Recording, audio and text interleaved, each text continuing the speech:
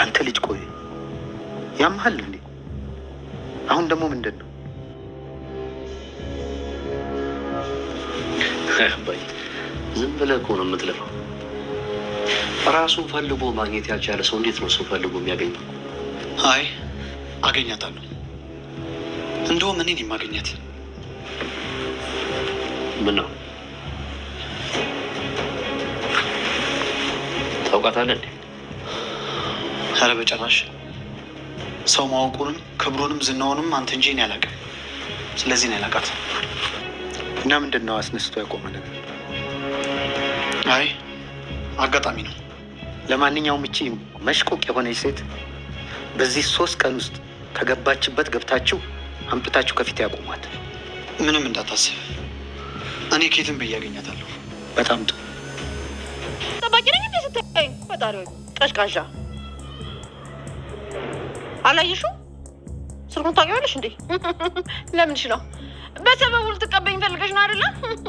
ምን ላደርገው ነው አንቺ በሰበቡ መቀበልሽ? ከፈለኩ ከራሱ አልቀበለውም እንዴ? ማን ያውቃል? ምናልባት ቆርጦብሽ ወይም ደግሞ ገልግሎሽ ቢሆንስ?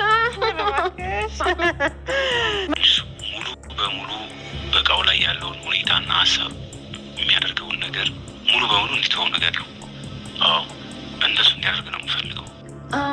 እሺ ከዛ በምላሹስ ምን ልበለው? በምላሹ ደግሞ እኔ የቤቱን ጉዳይ ተዋለሁ። እሺ በጣም ጥሩ። አሁን በቃ ሄጄ አናግረዋለሁ። በቃ ደጋግመሽ ደውለሽ አትጨቅጭቅኝ፣ ስራ ላይ ነኝ። ቻው። እሺ ቻው። ጠሮጠኝ ምንድን ነው? ወዴት ስትሄጂ ነው?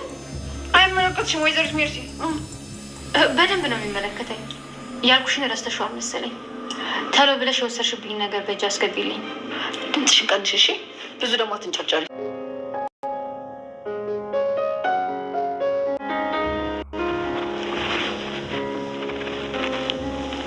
ምን ሆነሽ ነው? ምን ሆነሽ ነው? በቃ አለ እንዴ? አንተ ምንም ነገር አልነገረችም? ችግር አለ እንዴ? አዎ ትልቅ ችግር ተፈጥሯል እኮ። ምን አይነት ችግር ቢፈጠር ነው? አንዴ በፊት ወዳጅ ነበራት እና እሱ እንደሞተ ነበር የምታውቀው። አሁን ደግሞ ወንድሞ ጊዜውን ጠብቆ እንደሞተ ነገራት። እና ይህን ያህል ምን አይነት ሰው ቢሆን ነው እንደዚህ ሆነችለት?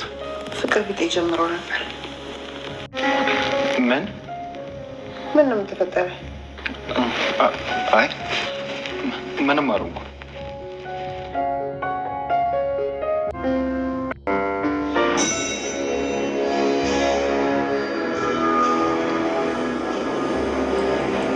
እንዴ ሉሊት፣ እዚህ ምን ታደርጊያለሽ? መሽቷል እኮ። አዎ መሽቷል፣ ግን መነጋገር ስላለብን ነው የመጣሁት።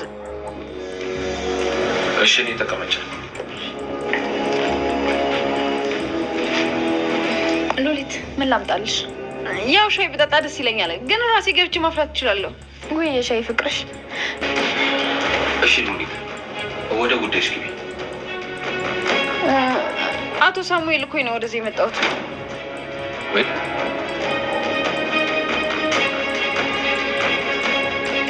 ታን በስተመጨረሻም እንግዲህ ያው ሉሊት ከአቶ ሳሙኤል ጋር እንደምትሰራ የተረዳው ነገር አለ ማለት ነው።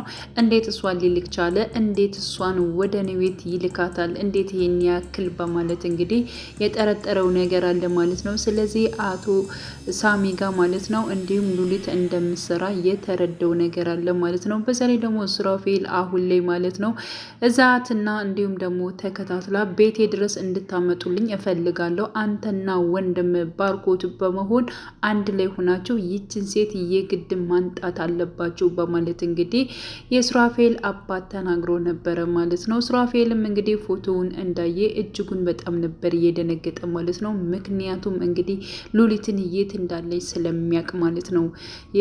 ማለት እንዲፈልጋት ወይንም ደግሞ እዟት ወደ አባቱ ቤት እንዲመጣ የተጠየቀችው እንግዲህ ራሷ ሉሊት ስለሆነች ሲያያት እጅጉን በጣም ነበር የደነገጠው።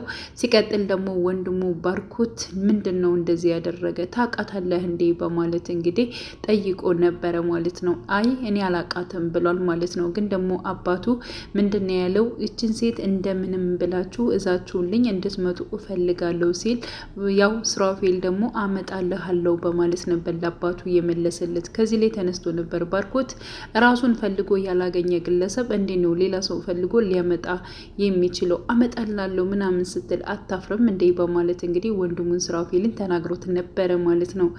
ግን ደግሞ ማለት ነው ሱራፌል በደንብ እያቃል ሉሊት የት እንዳለች ማለት ነው። ግን ደግሞ እስከዛሬ እንደማያውቃት ሆኖ ነው የተናገረው። ግን ሲያያት እጅጉን በጣም ነበር እየደነገጠው ማለት ነው።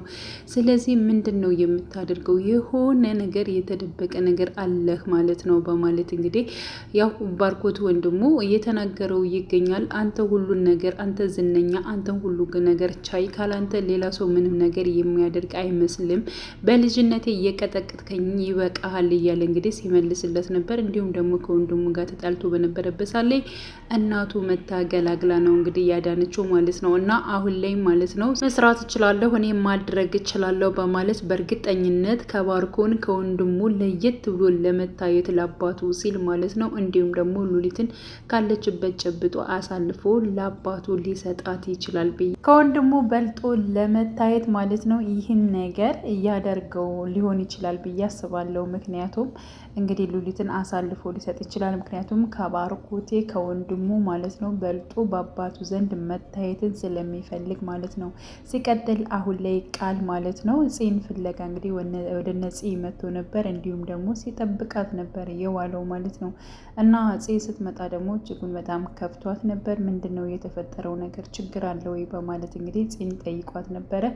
ግን ደግሞ ምንም ነገር እንደሌለ ነበር የነገረችው ማለት ነው። ግን በጣም ተከዛ ነበረ ገኒና እንዲሁም ደግሞ ቃል ሲጫወቱ እሷ በጣም ተከዛ ውስጥና እንዲሁም ደግሞ እያለቀሰች ነበረ ማለት ነው። እና እስኪ አንዴ ተውኝ በማለት እሷም ተነስታ በሄደችበት ሰዓት እንግዲህ ወይዘሮ ገነትን ነበር እየጠየቃት ማለት ነው ያው ቃል ማለት ነው። እና ምንድን ነው የተፈጠረው ነገር በማለት አልነገረችም እንዴ በማለት እንግዲህ ያለውን ነገር የድሮ ፍቅረኛዋ በህይወት እንዳለ እሷ መሞቱን ነበር የምታውቀው። ግን ደግሞ ከጊዜ በኋላ ወንድሟ ነገራት እና ያን ነገር ሰምታ ነው እንደዚህ የተረበሸችው በማለት እንግዲህ ለቃል ተናግራለች ማለት ነው። ቃል እውነት ለመናገር በጣም ነበር የደነገጠው ማለት ነው። እና ሲደነግጥ ይብን ራሱ ወይዘሮ ገነት ምንድን ነው ሰላም አይደለም እንዴ እያለች እንግዲህ ቃልን ስትጠይቀው ነበረ ማለት ነው። እና እንግዲህ ቃል በጣም ለመጀመሪያ ጊዜ ያው እንግዲህ በፊት ኤፉን ነበር አፈቅራታለሁ ሲል የነበረው አሁን ላይ ደግሞ ወደ ፂ መጥቷል ማለት ነው። እና አሁን ላይ ፂ ደግሞ የራሷ የሆነ የምታፈቅረው ሰው መኖሩን ሲያቅ እጅጉን በጣም ነው የተበሳጨው የተናደደው ማለት ነው። ግን ደግሞ በጣም የሚረዳ ልጅ ነው በነገራችን ላይ ማለት ነው። እና ደግሞ እሱን የምትወደው የምታፈቅረው ሰናይት ደግሞ ስለሱ እያሰበች ትገኛለች። በጣም እያንሰላሰለች ነው። ምክንያቱም ገና ስገባ የእሱን መልካምነት እያነሳች እያስተዋለች ማለት ነው። እጅጉን እንትን ስትል ነበረ። ሲቀጥል ደግሞ እሱን ትቼማ ለማንም ይህንን እድል ለማንም ትቼ አልወጣም ለመልካም ወይንም ደግሞ ለምክንያት ይሆናል እዚህ ቤት የገባሁበት። ስለዚህ በፍጹም እሱን ለእኔ ማድረግ ነው የምፈልገው እያለች እንግዲህ እየተናገረች ትገኛለች ማለት ነው። ሲቀጥል ከእህቱ ጋር ማለት ነው ያ ማለት እንግዲህ ከሀና ጋር በጣም ተግባብታለች። እንዲሁም የሆነ ቦታ ደርሼ የሚመጣበት አለኝ እና ፍቀጅልኝ በማለት እንግዲህ ጠይቃት ነበር። ሀና ደግሞ ፈቃደኛ ነች። እሺ ለማንኛውም ወንድሜ ቆይተሽ እንዳይሽ አልፈልግም፣ ሄደሽ የምትፈልጊበት ቦታ ደርሰሽ መንጣት ትችያለሽ በማለት እንግዲህ ፈቅዳላታለሽ ማለት ነው። ሌላው እንግዲህ ያው ናታን ነው። ናታን በነገራችን ላይ በዚህ ጉዳይ እጅጉን በጣም ነው ያዘነው። ምክንያቱም እኔን እንደዚያ ሊገለኝ የተባበረን ሰው እንዴት ነው አሁን ልትፈልገው የምችለው? ለምንድን ነው ቦታውን ማትነግረኝ ምናምን ብላ ለምንድን ነው ጽ እንደዚህ የምትሆነው? ከእሷ ጋር በጣም ለመጨረሻ ጊዜ ልንጣላ ነው ያደረገችው ነገር በቃ ልክ አይደለችም በማለት እንግዲህ ለኤፉ እየተናገረ ይገኛል ማለት ነው። ኤፉን በቃ ተዋት፣ አትፍረድባት፣ ነገሮቹን እሷ ስለማታውቅ ነው በማለት እንግዲህ ለማስረዳትም ሞክራለች ማለት ነው። እንግዲህ ወይዘሮ ሉሊት ምን ሊደርስባት ይችላል፣ ምን ሊገጥማት ይችላል የሚለው ነገር እንግዲህ ዙራ የምትታገት ነው የሚመስለኝ ብዬ አስባለሁ። ምክንያቱም እሷ እየሰራችው የሆነ ወንጀል የሆነ ነገር አለ ማለት ነው። ስለዚህ አሁን ላይ ማለት ነው ዮሴፍ አሳልፎ ለአባቱ ይሰጣታል ወይንስ ደግሞ ይተዋታል? እሷ ግን በጣም እየቀረበችው ነው። በነገራችን ላይ ሳትወደው ይሁን ራሱ አልቀረችም ማለት ነው ወይዘሮ ሉሊት ማለት ነው። እና በጣም ቅርቤት እየፈጠረች ነው። እሱስ ምን ሊያደርግ ይችላል የሚለውን አብረን የምናየው ይሆናል ማለት ነው። በናታንና እንዲሁም ደግሞ በሳሚ ጉዳይስ ምን ሊሆን ይችላል? ምክንያቱም ሳሚ የተናገረው ነገር አለ። ያው በምሰራቸው እቃዎች መስማማት መቻል አለበት፣ ካልተስማማ ደግሞ ቤቱን አያገኘውም የሚል ነው። እንግዲህ ከሁለት አንድ ነው። እንግዲህ በዚህ ምክንያት ነበር ሉሊትን የላካት ማለት ነው። ሉሊት ግን ምን ቤት ነች የሚለው ነገር ለናታን በጣም ጥያቄ ነው የሚሆንበት። ምክንያቱም ያው ከሳሚ ጋር ትሰራለች ወይ ብሎ ነው የሚጠረጥረው ማለት ነው። ስለዚህ በመጨረሻም ስለ ሳሚና ስለ ሉሊት ጉዳይ የሚደርስበት ነገር ይፈጠራል ብዬ አስባለሁ። እንግዲህ ቀጣዩን ሁላችንም አብረን እንጠብቃለን። በያላችሁበት ሰላማችሁ ይብዛልኝ። መልካም ጊዜን ተመኘውላችሁ።